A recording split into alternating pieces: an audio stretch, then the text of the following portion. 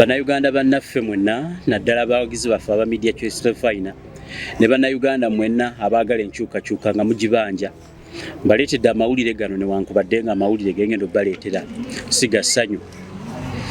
Omusumba Gordon Muzaale Sebandeke, His Grace Gordon Muzaale Sebandeke, abangi gwe mumanyi nga mutabani wa Yesu Kristo, abala gwe mumanyi nga Nnalukalala w'Obwakabaka bwa Katonda, yambuzeeko simanyi gy'ali.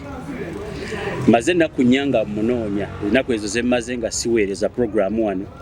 Nasembayo okumulaba bwe twakola puroguramu yasembayo yali alina obuweereza bwagendako nga waliwo abaamuyise okugenda okutambuza ekigambo kya Yesu Kristo, ye ng'omujulizi wa Yesu Kristo. Kakati oluvannyuma lwalwe yagenda ne mukyala we, namulaba tuyagenda ne mukyala we n'abaana be, balina obuweereza gye bagenda, bali bakwata jinja eyo. Kakati enkeera yaddamu nankubira naŋŋamba nti akomyewo, yavuddeyo mu buweereza, wabula kyataŋŋamba oba mukyala we yakomawo naye. Kakati ennaku nnyo eziyise mbadde munoonya nga simulaba, kubanga ye kizibu okumala ennaku 2 nga tankubiddeeko, wabula nzize wano okubawa amawulire agatali ga ssanyu. Ekyaddala yabuziddwawo, abantu be sinnaba kutegeera. Kakati munoonyeza mu nkola zonna, kubanza bwe nkola n'omuntu seeyingiza nnyo mu bintu bikwatagana ku famire ye, wabula nali njogeddeko ne mukyala we. Lumu twakola vidiyo nga mukyala we mulwadde ali Mulago, ne njogerako naye. Ndowooza nti singa yabadde abuziddwawo nga ne mukyala we teyabuziddwawo, omu ku bo singa yankubidde ddala ntegeeza embeera eriwo. Vidiyo eno ngikoze olwaleero ennaku z'omwezi nga 31 omwezi ogw'E12 omwaka 2025.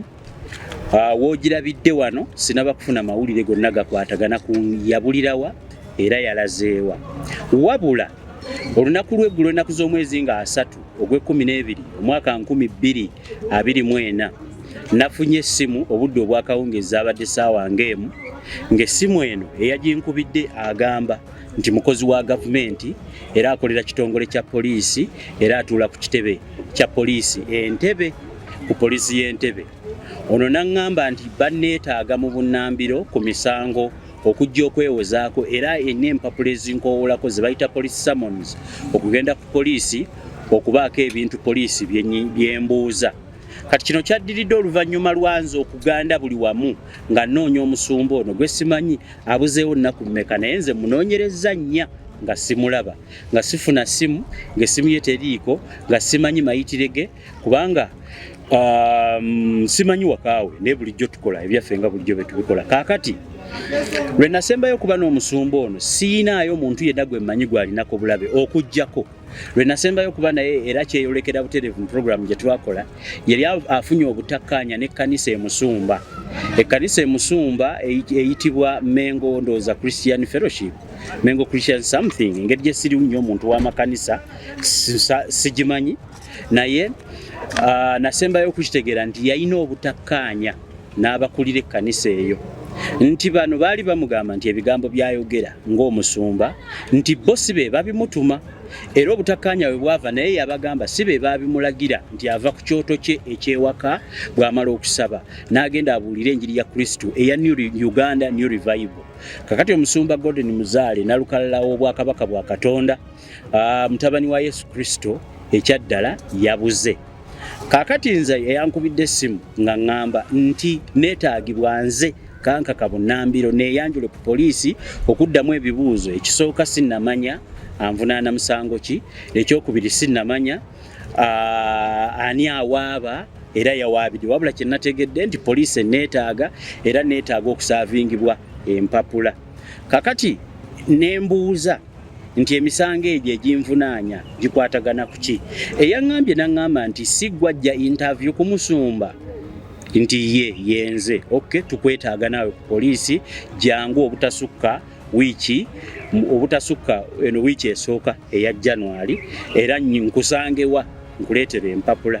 Kati bw'amala okikonako ekyo kwe kumubuuza, naŋŋamba nti mu ssimu gye yankubidde yaŋŋambye nti n'omusumba yajja ku poliisi okwennyonnyolako ekyo kyesimanyi oba kituufu oba si kituufu. Kaakati n'olwekyo simanyi baani bamulina, simanyi ani yamukwata, wabula kyenkonfaaminze nga nsinziira mu ssimu y'oyankubira gwe sinalaba oba mu poliisi okuggyako nja kubakakasa bw'anaaba mpadde summons ezo nga nzirabyeko nja mwekakasa, wabula okusinziira ku ssimu eyaŋŋamba nti poliisi yamusigazizza. Poliisi yamusigazza holding, ekigambo holding kitegeeza nti be bamulina bamukutte. Leka nneme kukiwoomya nnyo, they are holding him. So ekyo nenkitegeerako. So nteebereza nti omusumba Gordon Muzaale ennaku zonna kati nze nnyambye maze nga simulaba, poliisi yamutwala naye simanyi ani naye kaŋŋenda ate ku byenteebereza nti byaliba simanyi. Omusumba oyo abadde ayogera nnyo ku bantu abasiyazi, simanyi oba abasiyazi be bamukutte. Ekyokubiri abadde ayogera nnyo ku batemu abakwata abantu be batwala mu bifo ne babasiba awatali kuwozesebwa yadde emisango, simanyi abo be bamukutte. Abadde ayogera nnyo ku bantu abali mu gavumenti nga bakozesa buye ebifo byabwe okubba ettaka, simanyi abo ab'ettaka be bamukutte. Abadde ayogera nnyo ku bukulembeze bwa General Museveni nti bubi era nga yalina byabulumiriza ye ng'omuntu nti afuze bubi omuli ku mulembe gwe okubanga kufiirako abantu bangi, simanyi oba Museveni yeyamukutte, ebyo byonna sibimanyi. Naye kansinzire wano okukitwala nti ebimu ku bye tubadde twogerako ebyo bye byamukwasizza. Bannayuganda mwenna, naddala bannayuganda abaagala enkyukakyuka, ekigambo kino kati birimbi bagambye naye bino kati biva mu nze. Ekyaddala ddala setulina musango gwe tuba tukoze kwogera ku muntu ali abisiyaga. Nze kyemmanyi mba siina musango gwe nkoze kwogera ku musumba nga mwenna muyina abaana abalenzi abagenda mu makanisa nga waliwo omusumba alumirizibwa okulya ebisiyaga n'omwogerako, era simanyi oba mulowooza nti okulya ebisiyaga musango era gusobola okusibya omuntu. Bwe kibanga ogwo gwe gusobola okusibya, nange gunkwate kubanga nkakasa nti nyina eddembe nga munnamawulire okulwanyisa n'okuteekawo embeera ejjawo ekintu kye ndowooza mu society tekiba kirungi. N'olwekyo eyo tesobola kubeera nsibuko ya kutya na kututiisatiisa, ekyo tekisobola kubeerawo, ekyo tekisobola kubeerawo. Omusumba alina ebintu byayogera nga nange mbikkiririzaamu. Ekisooka, bwe mukkiriza ababbi abakozesa obukujjukujju mu gavumenti ne babba ettaka, mugenda kutandika okubeera mu migotteko mu buyumba eyo olw'okuba mulina akapoloti 5 ku 10 nga waliwo omubbi omu akola mu gavumenti alina square miles ne square miles nga yateekako mbuzi nante, embuzi, ente, ebinyonyi, enkoko zeyagale mu ttaka nga mmwe n'obuwugiro obwa 20 ku 10 tokyasobola kukagula, wabula nga waliwo omuntu akozesa obuyi obuyinza ne ssente z'abajjako obujja ez'omuwi w'omusolo ye n'azitwala n'agulamu by'ayagala. Bwe kibanga ekyo kye kisibya omusumba ogwo tugukkiriza mu tusibe. Bwe kibanga ekyo kye kigenda otutiisatiisa n'otukubisa amasimu, ekyo tugukkiriza. Bwe kibanga okusiba abantu ekyeyonoonere, aboogedde n'abatoogedde, kubanga abasibwa wano nga tebalina misango si bonna nti balina omukutu ng'ogwange nti balina we boogerera. Never. Wano omuntu asobola okukwata omuntu n'amutwala n'amusibira ewantu n'amubuzaawo emyaka gyonna gy'ayagadde olw'okwagala kwe ye ng'omuntu. Ebyo ebintu birina okwogerwako, ate tewali asobola kuŋŋamba nti owaayi tobyogerako. Never. Ekyaddala ddala ng'oggyeko bino omusumba byayogera ye nga ye omuntu. Nze nange nnyina bye nzikiririzaamu. You cannot hold your brother incommunicado. Tosobola kuholdinga muntu yenna mu Uganda incommunicado olw'okuba nti bannayuganda mulina akatengo mutya. Nze ekituufu kyo kubanga ebyo ebyokutya nze sikyabitya, ebyo sikyabitya. Someone dies the next day without having omukutu nga media choice, without having omukutu. Ate roolo yaffe ab'amawulire kwe making sure nti mu society temugaginga abantu kubulwako we boogerera.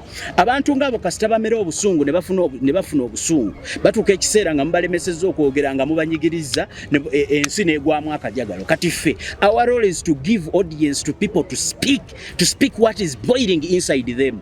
Kati ekyo nze si ekyo kyo bwe bibanga waliwo ebibukwasiza nga bikwatagana ku ebyo tubadde tukola, ekyo nange nzikiriza nti kituufu bwe kiba kitukwase ne we kitukwase.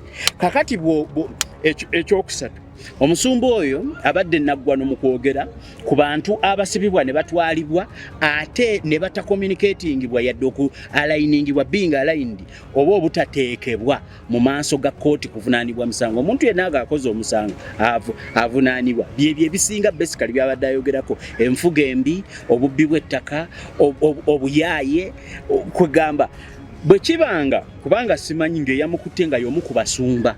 Abasumba babadde ayogerako ne kyetaagisa bannayuganda mu kitegeere nti abasumba bawana abasinga baffere babbi. Ekyo teseetaaga kwetonda gamba nti omusumba muyaayi. Nze seetaaga kwetonda gamba nti omusumba mubbi babbi. So what should we say? Tugambe nti no bantu balamu. Bwe kibanga omusumba ayogerwako abatuma abantu sente ne bababba nobba namwandu nobba mulekwa n'otuma abantu sente nga mmwe temubiraba. Bwe banga ebyo twogerako nga bye binaatusibya, we accept. Ekyo tukikkiriza. Unless you people come out to speak really nga society yamwe mugiraba buli omu. Abantu babadde bajjano ku video bagambwe bagenda bakwata bane bannayuganda ate bannaye nammwe mutuleke. Mutuufu omuntu nakera ku makya nabba abantu mu kanisa n'abatuma sente n'abagamba muletese n'ababba nabba bamulekwa nabba bannamwandu nabba nti ebyo tetujja byogerako tutya.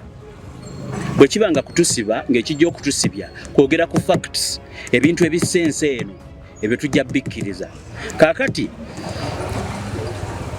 akantu ako nkwogedde just to make sure kubakakasa nti ffe ng'abantu bavaayo okulwanirira abantu tuli bagumu. Tokyasobola kera ku makya n'ogamba nti obbye ebintu by'abantu society egaane kwogerako. Tokyasobola kera ku makya n'ogamba nti olina musumba olina ekkanisa esiyaga abantu ndowooza nti tujja kwogerako. Tokyasobola kera ku makya n'ogamba nti gwe okwata omuntu n'omusibola okuba mwakayanidde omukazi olw'okuba nti olina obuyinza okozesa by'obuyinza owangadde olaba Katonda talina kyakukola ne Katonda talina kyasobola kukola n'olowooza tetusobola kubyogerako. Ensonga ezo bwe zibanga ze zituyisa ku poliisi bwe kuba nga poliisi erina obusobozi obuzitegeera nange kennyini bwe naaba nfunye summons ezo nja kubabuulira ani atusiba atwagaza ki ate nga nebuuza programu zino tuzikola okwetoola lwaki era atuyita ku ntebe poliisi. So mbategeezaako nti nange kennyini nga ngenda okukima summons zino nkimanyi bulungi obubaka mbuleseewo ku ani yatukubidde essimu nti atwetaaga ku poliisi. Bannaffe nyina essimu bwe muba nga mwetaaga okunoonyereza okwamangu genda kwesitula ngende ku ntebe poliisi bamwetaaga okunoonyereza kubanga wano ebya Uganda byo bimanyiddwa. Okeera ku makya olwaleero olina kukwata n'akubuza ngera bwe tubadde tulwanirira nga tulwanirira abalala. Naffe we are not immune to the same system we are fighting on the media because we are fighting such bad vices in the society. Ate nga nze nzaali wano nze nannyini mukutu kinkakatako to give platform to someone who speaks about something bad because I can be a victim today, you can be a victim. It is just a matter of time anyone can fall into trap of these people. We are in the society where people fight battles of ng'abaana baabwe bo bali Bungereza, ng'abaana baabwe fe abafa abanaku bali wano, ng'abaana baabwe bo beeyagala bali luddawa, ffe nga tuli banaku osuulirira kimu opangisa akayumba n'ebintu babikajjugidde ebweru waliwo atakola nga ye omulimu akola gumu kasita oyogera ku wajjali nga akutta. Ebyo byonna tubirabye. But what I'm saying is saba okubategeeza nti omusumba ye from the news I have so far gathered bamukutte era bamusibye. Simanyi ali luddawa, simanyi yamusibye yamuvunaana ki, simanyi amugamba ki, simanyi kitongole kye kyamukutte, simanyi ali luddawa mu party ya Uganda no. Wabula am aware right now that essimu ze teziriiko zaavaako, aba security baamutwala ne bamukwata, simanyi oba essimu era be baazitwala kati nange neetaagibwa. Bwe mba sikomyewo mutandikira ku poliisi y'Entebbe kubanga nkubidda ngambye gyali oba mutandikira mu Uganda kubanga eno Uganda abantu abanyigiriza mwe bali. Bwe mba nyina ekyokuddamu sigamba nti nno tukola misango tuba tukola amawulire waliwo obuweereza oluusi we bujja ng'ebyo byosobola okubyetonda professional hazards bibeeramu.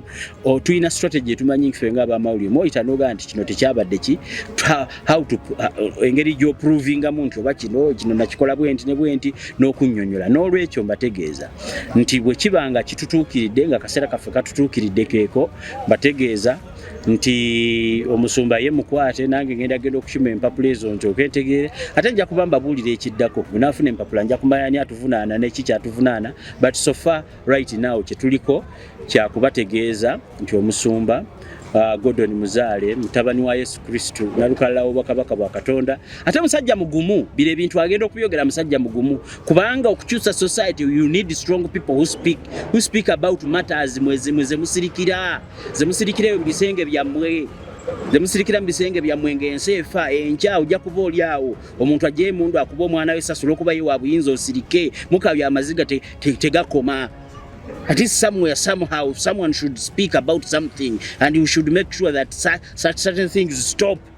Ebintu ebiriwo nga bikolebwa mu bumenyi bw'amateeka ekyaddala byo birina okwogerwako ate Mukama Katonda bwe yatonda ensi eno talina be yawa tigwegenda okuweba n'emiggo batte gwosigalewo abaana abo bali ekyemisana ekyeggulo nga balaba bonaabona ekyo tekiriiwo society gye tutuuseemu ffe abamu tuweewaayo netugamba katusirike katwogere ku bintu bino n'amaanyi abantu bagamba mujja kufa mujja kukola ki olaba ne bano be bakwata ne batwala eyo gwe bakugambako nti gundi tumukutte yabadde alina omukutu nedda natalina omukutu bakukwata era ne bakutta bwe baba bakutta n'olwekyo ebyo byo tubirekera Mukama Katonda so mbategeezezzaako omusumba bamukutte sebali bamukutte ddimu nze mazenda kutaano munoonya simulaba but I'm getting small information nti police obaye mulina because eyankubidde simu sinamulaba ko kakasa nti mu police ola ne yanjudde naga nti mu police newe nakikakasa nja kumanya nti police ye mulina era eri Ntebe n'olwekyo information gye mbadde mbategeeza wano nja kuba mbategeeza ebirala.